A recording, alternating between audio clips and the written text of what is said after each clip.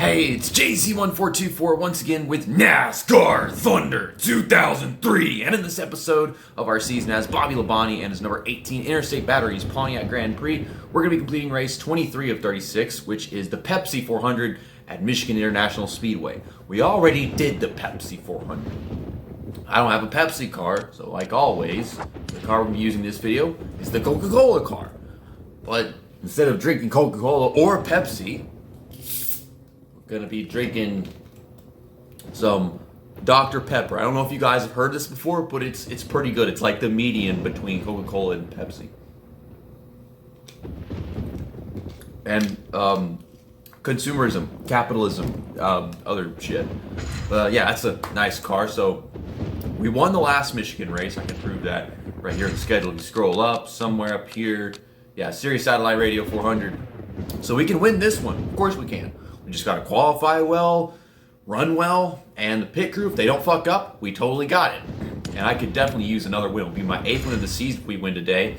And we could gain 30, we gained 60 points at Watkins Glen the last episode by winning that. And we'd be going back to back, I think for the second time this season. I don't remember where we went back to back last time, but I swear we did. Jeff Gordon is the new points leader after Watkins Glen. Mark Martin had an abysmal race. He finished like 23rd or 26th, something like that. And now Mark Martin is 36 behind. And we are just 5 points behind Sterling Marlin and 4 points behind Ricky Rudd. So we should definitely get to third after this race because you know this is going to be a good race for us. Time in this lap. Push it, buddy.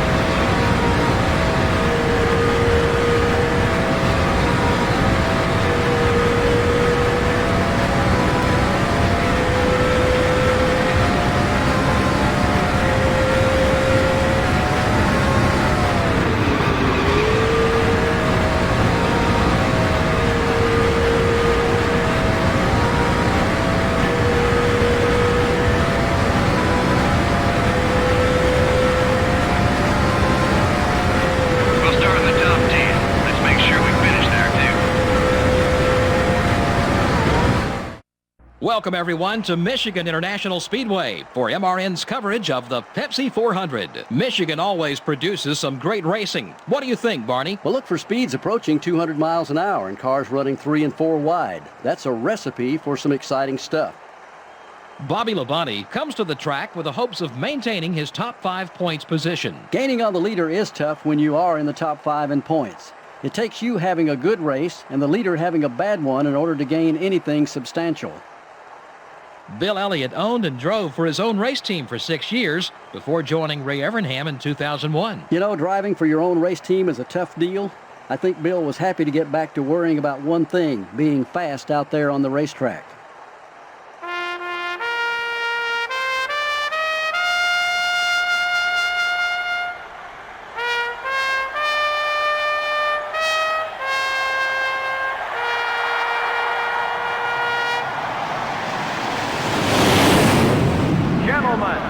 Start your engines.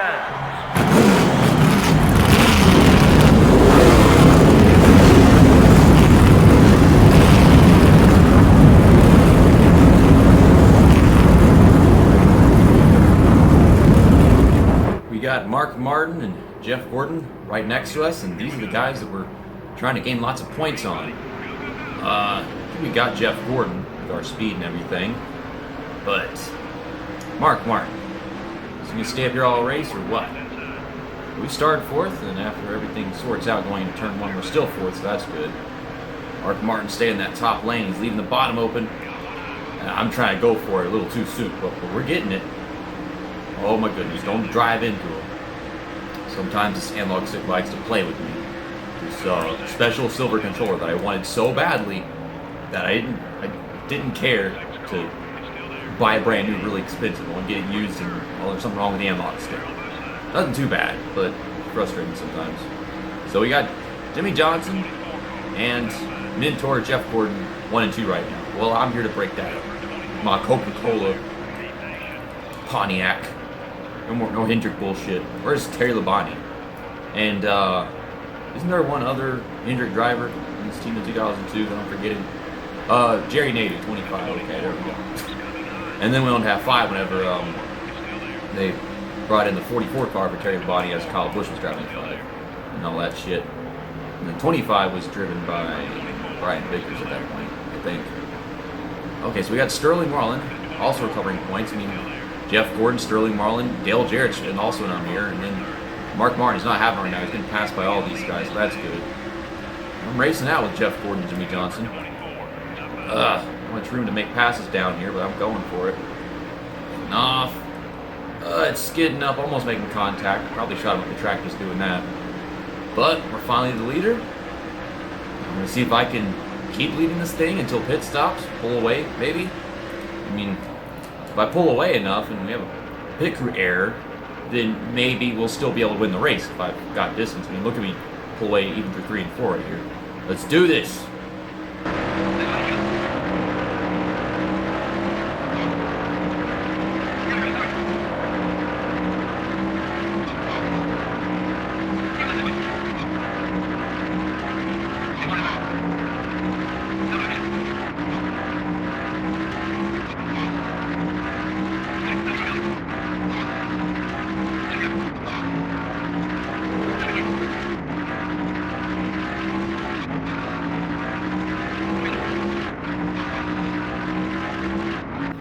I gotta admit, I've never pushed so hard in this game and actually gotten so much out of my car. I don't even know how big my lead is because it won't show up on the interval. They never get to the line in time. Okay, let's not speed in. Not exactly sure where the line is. It's in the right place at this track in this game. So we've got no damage. Car is perfectly clean. I never made contact with anybody in this race. Did I? I mean, I came close a few times at the start, but it's been so long that I can't even remember. How's the stop? I can't close my Dr. Pepper, but we had to wait an extra second. 15.4, so I guess 16.4. No error. So a pit stop, not a bad pit stop. We get off, and we're going to get back to leading. We're going to win this race. You know, I'm sorry if I did make contact with somebody and I can't remember it, and that's just sad, but I've driven so many laps of perfection that I can't remember if I even did. Okay, buddy, we're faster than the leader, lad. Get up there.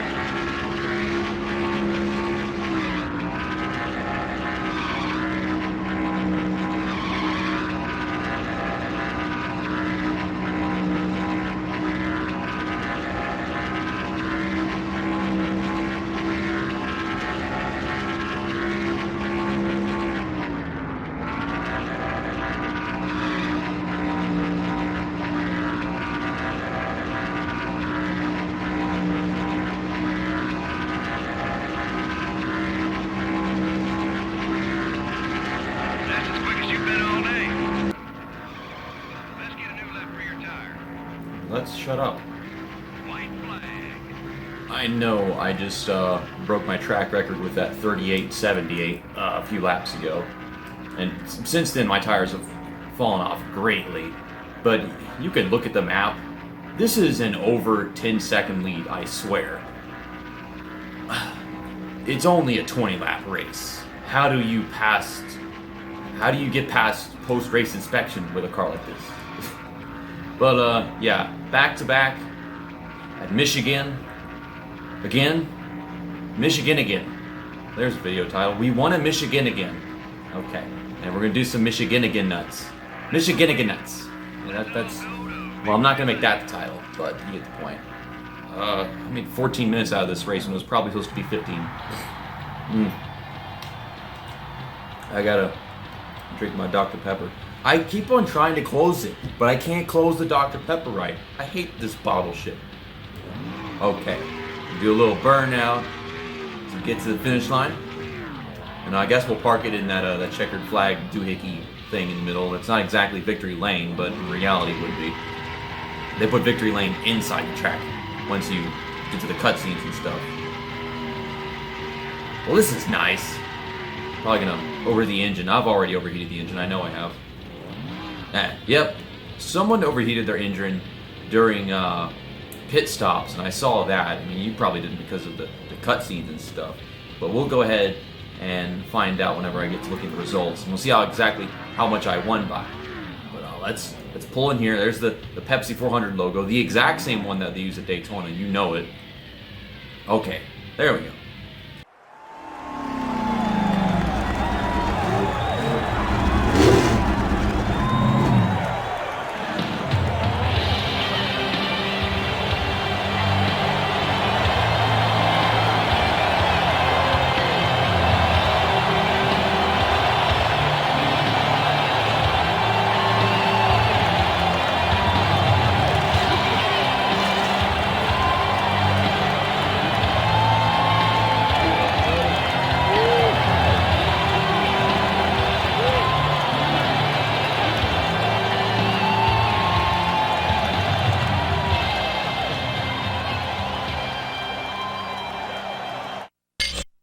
There it is. New best lap time for this track has been set by player 1.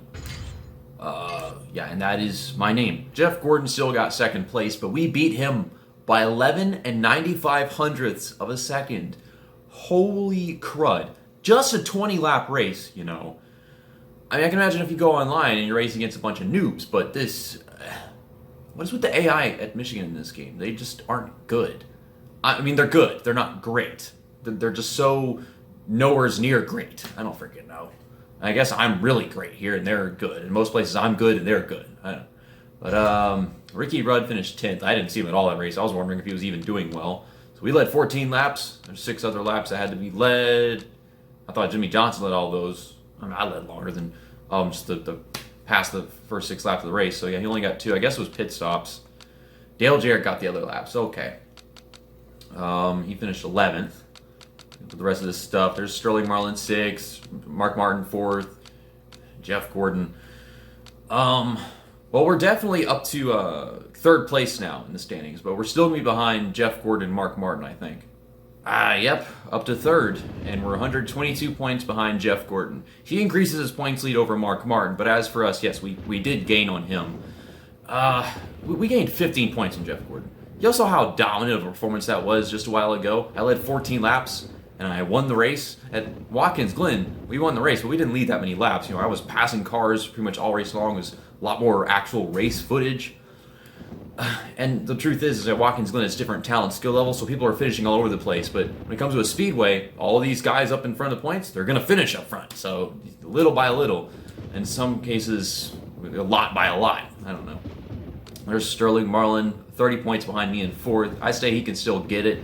If he pushes hard enough, I'd say we're back in the game. We still got a long ways to go, but we're getting into it. Ricky Rudd, 169, back in 5th. I don't know about that. Dale Jarrett, definitely not. 230 back in 6th. And these are the drivers that we've all been paying attention to. You know, a couple, 3 Ford drivers, a Dodge driver, a Chevy driver, and then this one guy in a Pontiac. Okay, next up is the Sharpie 500 Bristol Motor Speedway. I don't remember when they stopped sponsoring this race with Sharpie. At one point it was Sharpie Mini. But yes, race 24 of 36. This is the night race. I've been wanting to have a guest for this episode in specific because I actually went to a Bristol night race and met a bunch of YouTubers out there. This one guy, I've been like messages, DMs, emails, stuff, and I just haven't been able to get a response back because, I mean, I guess he probably gets lots of them or something. And I don't want to ask publicly because that would just be plain rude because if he says no, then, you know, it just makes me or him look bad or both of us, I don't know.